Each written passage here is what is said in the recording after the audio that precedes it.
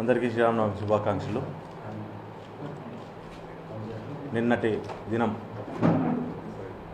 రాప్తాడు నియోజకవర్గం రాప్తాడు మండలం చెర్లోపల్లి గ్రామంలో ఒక సంఘటన జరిగింది.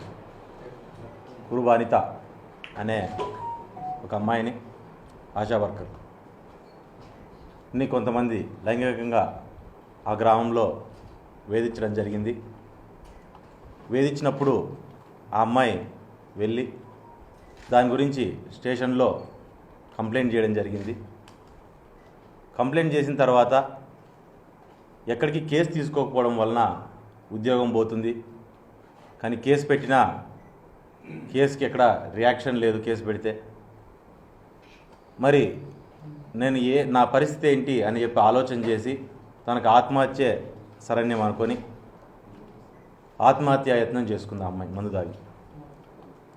కానీ దేవుడి దయ వల్ల ఆ అమ్మాయి బతకడం, ఎటువంటి ఇబ్బంది, ప్రాణానికి ఎటువంటి హాని లేకుండా బయటికి పడడం జరిగింది.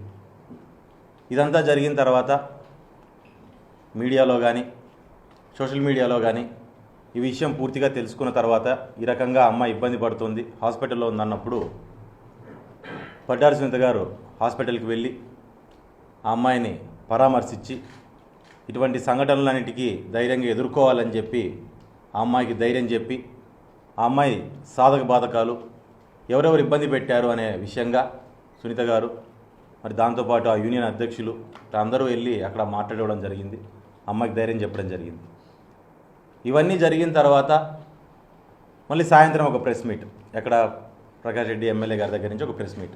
ఏమనంటే ఇదేదో రాజకీయం చేసేస్తున్నాము, దీన్ని రాజకీయం చేసి ఏదో వాళ్ళ మీద బురద జల్లేస్తున్నాము అనే విధంగా గుమ్మడికాయలు దొంగ ఎవరు అంటే భుజాలు తడుముకున్నట్టుగా ఎక్కడలేని ఉడుకు ఆయనకి సడన్గా వచ్చేసి ఉలిక్కిపడి లేసే పరిస్థితి ఏర్పడింది.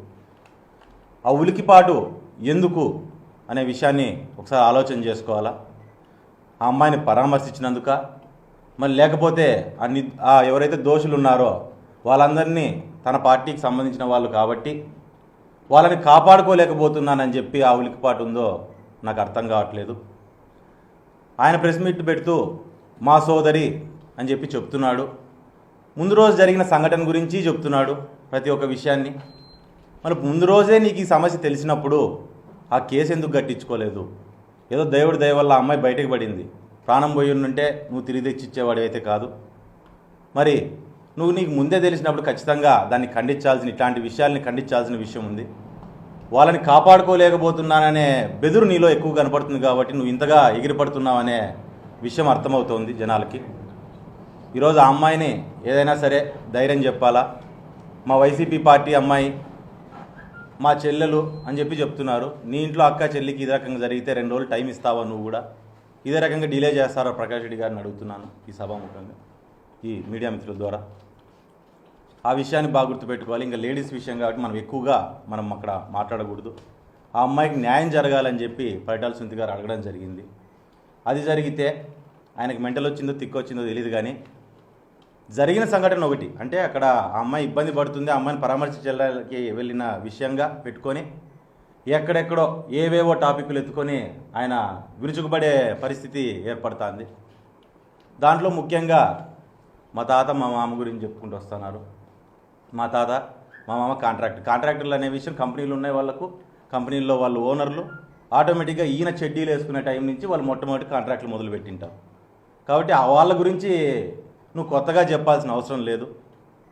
ఈరోజు కాంట్రాక్టర్ అనేవాడు ఎవరైనా సరే ఓ 10 రూపాయలు ఖర్చు పెడితే ఒక ₹1 లాభమో రూపాయి లాభం కోసమో పనులు చేసుకునే పరిస్థితి అనేది అది కామన్గా జరిగేదే. ఈరోజు గవర్నమెంట్లు కూడా కాంట్రాక్టర్లని ఎంకరేజ్ చేసే పరిస్థితి ఎప్పటి నుంచినో ఉంది, ఈరోజు ఉంది. అంతేగాని వీళ్ళు ఏమన్నా అడ్వాన్స్ బిల్లులు తీసుకొని ఇలాగా వర్కులను వదిలేసి మధ్యలో వదిలేసి వెళ్ళిపోయిన పరిస్థితి ఏమన్నా ఉందా? లేకపోతే వీళ్ళు చేసిండేది వాళ్ళు ఒకటే మాట చెప్తారు.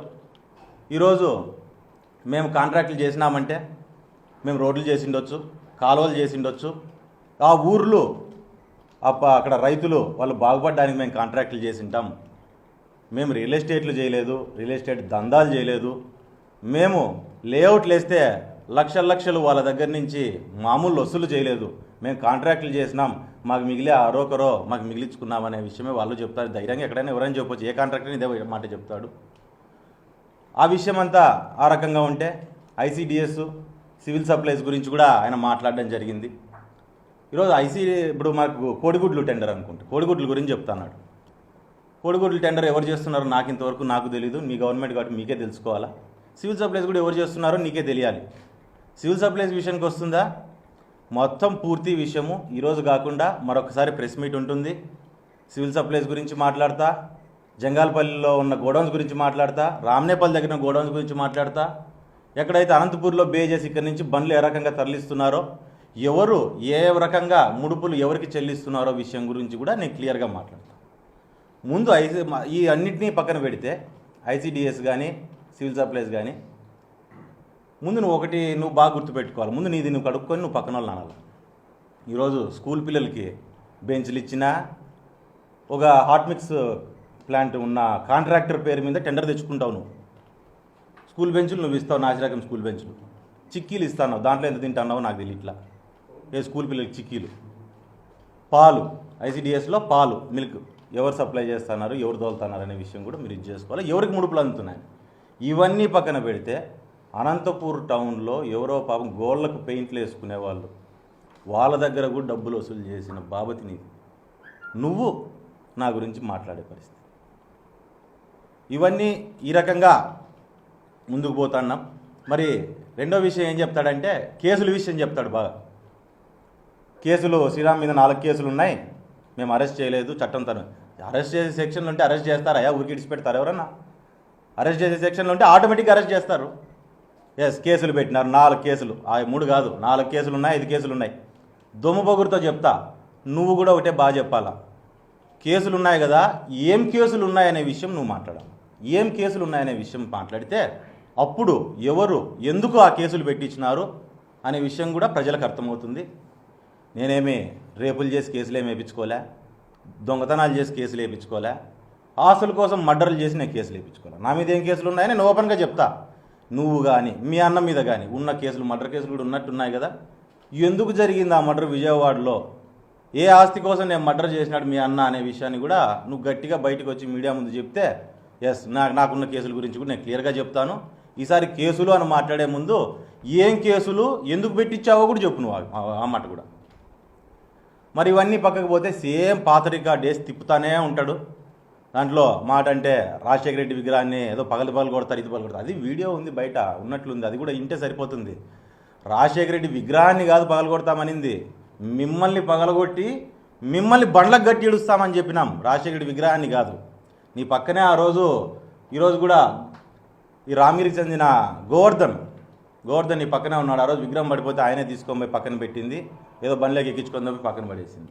ఆ సంఘటనని ఆ రోజు గుర్తు చేస్తూ మీకు ఖచ్చితంగా ఇదే రకంగా ముందుకు పోతే మీకు పగులుతుంది, మిమ్మల్ని బండ్లకు గట్టి ఇడిసేది అనే విషయం కూడా క్లియర్గా చెప్పడం జరిగింది. దాని మీద కూడా ఒక కేసు కట్టించినావు నా మీద.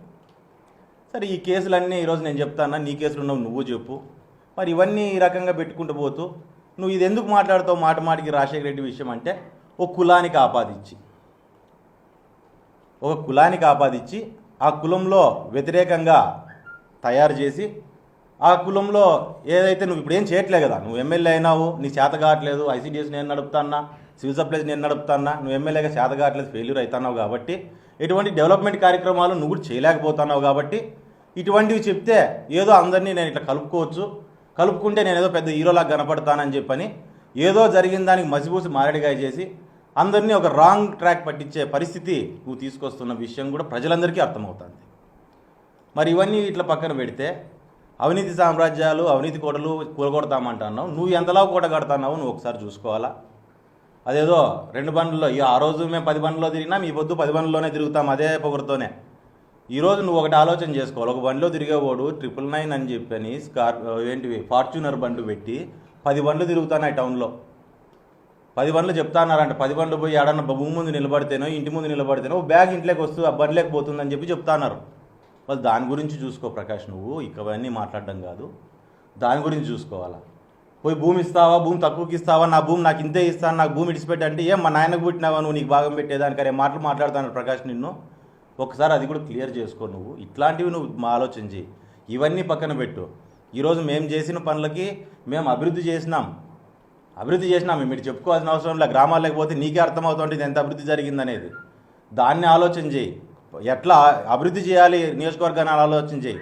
అంతేగాని ఇట్లా పిచ్చి కూతలు కూసుకుంటా టైంపాసులు చేసుకుంటా ఊరికే ఇంటర్వ్యూలు ఇచ్చుకుంటా, అదేదో ఛానల్లో ఇంటర్వ్యూ ఇచ్చినాడు.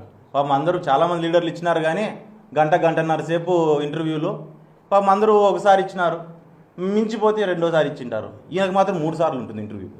అంటే అంత పని లేకుండా కూర్చున్నాడు ఈయన ఎమ్మెల్యే అయినాక. ఇంటర్వ్యూల మీద ఇంటర్వ్యూలు ఇచ్చుకుంటా గంటలు కూర్చొని బాధకాన్ని కొట్టుకునేదానికి. ఆయన పరిస్థితి ఏ రకంగా ఉన్నదో ఆయన ఆలోచన చేసుకోవాలి. అవన్నీ పక్కన పెట్టి, నీ ఆధికాలు పక్కన పెట్టి, నీ ఆధికాల గురించి మీ అన్నలు అందరూ తిరిగేది పక్కన పెట్టి, అభివృద్ధి చేయడానికి ఇట్లాంటి అరాచకాలు ఎక్కడైనా జరుగుతుంటే దాన్ని ఆనకట్టేయడానికి ఏదన్నా ఆలోచన చేయగానే నువ్వు ఊరికే ఇట్లా పిచ్చి పిచ్చి మాటలు మాట్లాడడం అనేది కరెక్ట్ పద్ధతి కాదు. మళ్ళీ రెండో విషయం చెప్తాడు ఆయన, ఊరు ఇడిపిస్తాడంట, నన్ను జిల్లా ఇడిపిస్తాడంట. లే, శాతనైతే నువ్వు మగోడైతే ఇడిపి, నన్ను ఇడిపి. నువ్వు మగోడైతే నన్ను ఇడిపి. ఇవ్వద్దు. గవర్నమెంట్ వచ్చిన తర్వాత ఆ రోజు 3 ఏళ్ల పాటు యాటికి పోయినావు ఎవరికి తెలియదు. ఆల్మోస్ట్ వైసీపీ వాళ్ళు కలపత్రాలు వేసే పరిస్థితి. మా ఎమ్మెల్యే పోటీ చేసిన క్యాండిడేట్ కనపడట్లేదని చెప్పని గవర్నమెంట్ పోయిన రోజు నుంచి ఇదే ఊర్లో వెంకటాపురంలోనే ఉన్నా, ఇదే అనంతపూర్లోనే ఉన్నా. నేనేమి ఊర్లు ఇడిసాల్సిన అవసరమూ లేదు. నీకు ఇడిపించే శాతనైతే నువ్వు మగోడైతే నన్ను ఇడిపించి దాని తర్వాత వచ్చే పరిణామాలు తట్టుకోవడానికి సిద్ధంగా ఉండి ఇడిపి నువ్వు.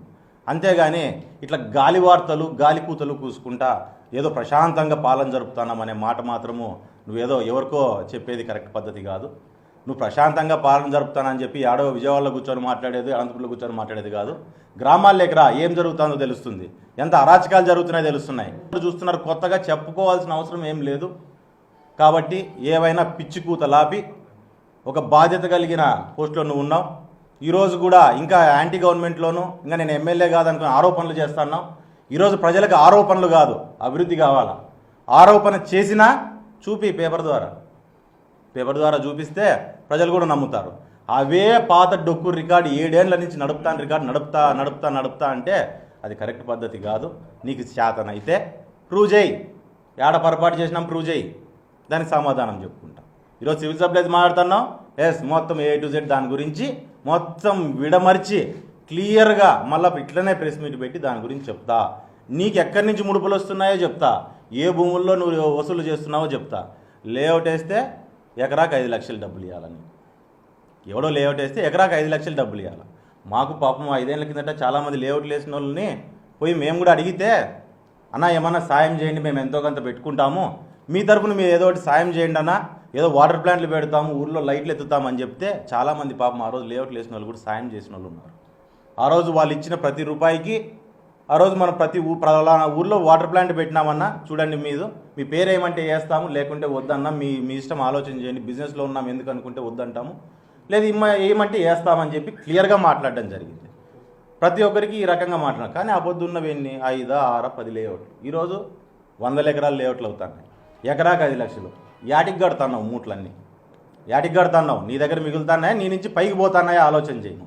ఈరోజు అంత న్యాయాలు చేస్తానా, అవి జరుగుతాయని చెప్తానావే.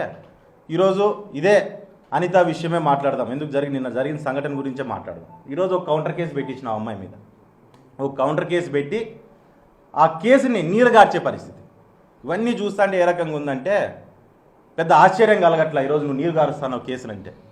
ఎందుకంటే వివేకానంద రెడ్డి కేసే నీరు గార్చినారు మీరు. ఏం అనిత పాప మా అమ్మాయి కేసు నీరు గార్చడం అనేది పెద్ద విషయం కాదు. కాబట్టి ఏదైనా సరే నీకు తెలిసింటే ఆడపిల్లలకి మీరు ఏదైనా సరే వాళ్ళకి ఇబ్బంది రాకోకుండా ఎక్కడైనా జరుగుతున్నప్పుడు ఒక ఎమ్మెల్యేగా నీ బాధ్యతగా వాళ్ళకి ధైర్యం చెప్పు. కానీ ఆ ధైర్యం చెప్పడం పక్కన పెట్టి అవతలకు సపోర్ట్ చేస్తూ గుమ్మడికాయలు దేవకంగా ఎవరంటే భుజాలు తడుముకుంటూ పొరపాటు ఇంకోరి మీదకి తోసేసి ఈ రకంగా చేయడం అనేది కరెక్ట్ పద్ధతి కాదు. నీకు చేతనైతే న్యాయం చేయాలని చెప్పి నీ దగ్గర కోరుతున్నా.